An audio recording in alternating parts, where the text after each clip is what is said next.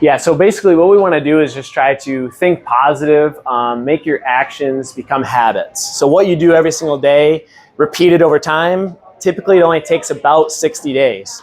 So if you want to try to adopt one of these new habits, just try to practice it, be positive about it, do your absolute best.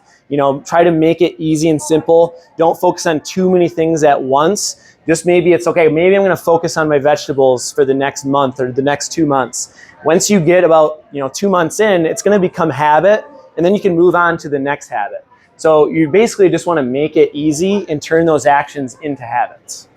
Right, and then breaking it down into little actionable steps that you can take really easily. So maybe it is just prepping your veggie bucket. Maybe you don't even focus on how many vegetables you're eating.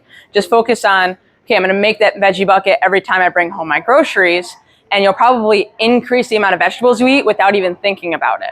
So then that way you can ditch the inner critic. So you start doing really good things, and you're not beating yourself up over, oh, I tried to stick to keto and then I failed within 7 days because I just couldn't stick to it.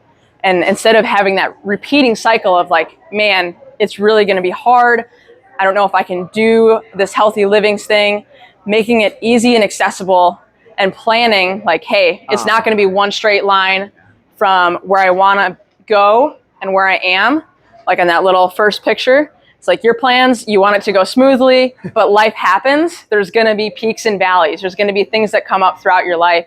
So you want these habits to be something that you can maintain even when it's not your best time to do it. So that's why we tell people, hey, the best time to start is today. It doesn't matter what type of season of life you're in, whether it's busy, whether it's slow. Honestly, it's even better if you do start when you're really busy, or it's a hard season to incorporate these new habits, because if you can do it when it's hard and when you're really busy, you can do it when it's easy and you have more time too.